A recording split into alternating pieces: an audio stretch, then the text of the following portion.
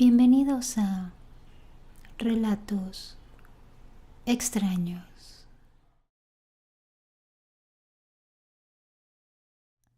Hace un tiempo decidí mudarme a la casa de mi abuelo, en un pueblo bastante alejado en las montañas.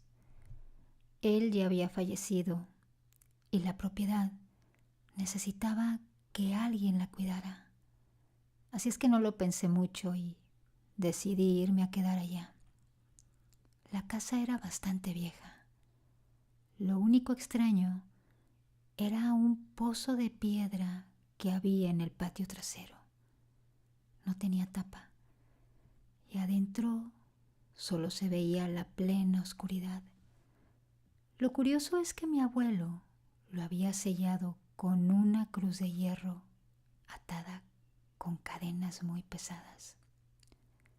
Pensé que a lo mejor era algo simbólico o tal vez alguna excentricidad de mi abuelo. Decidí romper las cadenas porque yo quería cubrirlo bien por seguridad. Esa misma noche empecé a escuchar cosas, golpes desde el fondo del pozo, como si alguien raspara la piedra desde adentro. Pensé que a lo mejor eran ratones o tal vez esos ecos de la tierra. Pero al segundo día comencé a escuchar otra cosa, una voz que murmuraba y apenas se podía escuchar.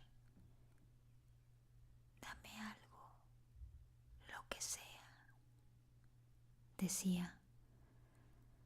Yo intenté ignorarlo, pero al tercer día, ese pequeño murmullo llegó desde dentro de la casa. Primero lo escuché en el baño, después lo escuché en la cocina. Siempre tenía el mismo tono, siempre me decía lo mismo. Dame algo, lo que sea. Pensé que estaba perdiendo la cabeza por estar tan solo en ese lugar. Pero entonces los objetos comenzaron a desaparecer. Cucharas, fotos que había ahí. Todo iba reemplazándose por tierra mojada, como si alguien lo hubiera dejado a propósito. La verdad me estaba dando mucho miedo y decidí ir a buscar un sacerdote en ese pueblo. Al ver el pozo, el sacerdote se persinó y dijo que nunca debía haber roto esa cruz, que ese pozo no tenía agua, sino que era una boca vieja, un sitio de ofrenda donde, según algunas leyendas de ese lugar, se alimentan de algo para mantenerlo dormido. Y si no les das algo, vendrán a buscarte. Mientras se alejaba, seguía persinando el lugar. Yo no pude decirle nada al sacerdote, no hice nada para detenerlo. Me quedé petrificado. Esa noche de plano no pude dormir. Me quedé despierto toda la noche. Agarré un cuchillo en la mano y así lo sostuve bastante tiempo. Como a eso de las 3 de la mañana, comencé a escuchar pasos muy lentos, como si trajeran agua pesada con ellos. Venían desde el pozo, iban a través de toda la casa. El suelo de madera ya vieja iba crujiendo con cada paso. De pronto se detuvieron junto detrás de mi puerta. Y entonces nuevamente escuché, pero esta vez más claro y definido. Tú también me sirves.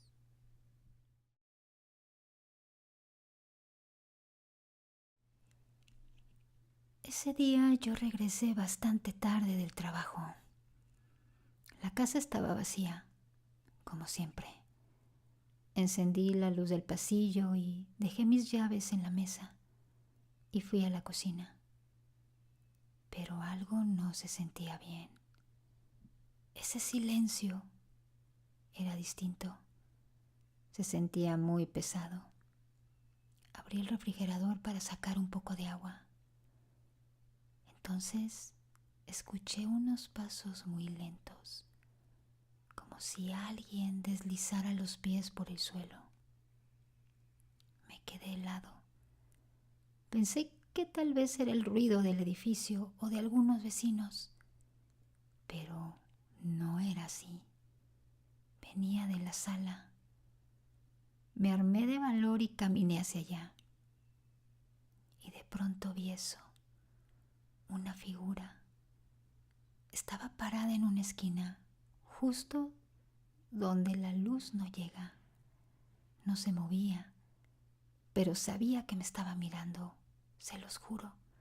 Sentía su mirada en mí directa. Di un paso para atrás y la figura dio un paso para adelante. No había sonido, solo ese pequeño crujido en el suelo. Así es que fui a encender la luz, pero no encendía. Toda la casa seguía iluminada, excepto ese pequeño rincón donde se encontraba esa figura. Corrí a buscar mi teléfono para grabar y encender la linterna. Pero cuando regresé, esa figura ya no estaba. Y me di cuenta de una cosa: mis llaves estaban tiradas ahí en el suelo, y yo nunca había entrado ahí con ellas. Desde esa noche no puedo estar en casa sin sentir que alguien más respira conmigo.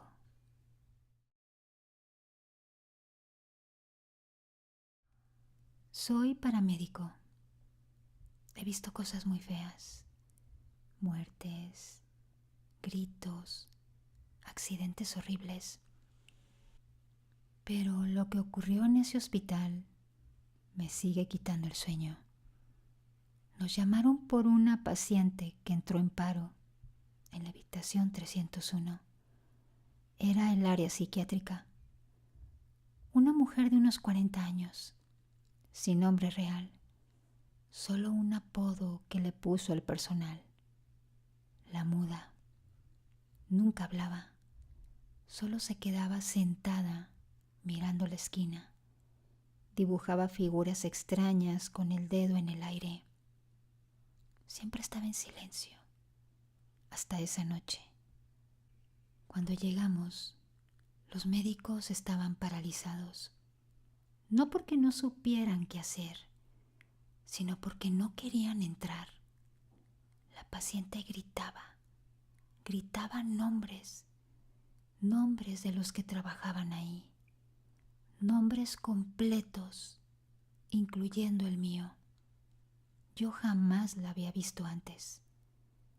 Entré y ella estaba convulsionando, pero sus ojos no se cerraban. Nos miraba directo, como si esperara que hiciéramos algo mal. Y entre espasmo y espasmo iba murmurando: ya viene por ti también, decía. La reanimábamos y la estabilizábamos, pero al girarme vi que había escrito algo con un poco de su sangre en la pared. Era mi dirección, la de mi casa, con número exacto y código postal. De inmediato pedí las cámaras de seguridad del hospital. Algo no estaba bien. Revisamos el video de su ingreso y la habitación 301 estaba vacía en el momento en que registraron su llegada. No hay nadie entrando, pero a los 11 segundos la cama ya está ocupada, como si ya hubiera estado ahí todo el tiempo.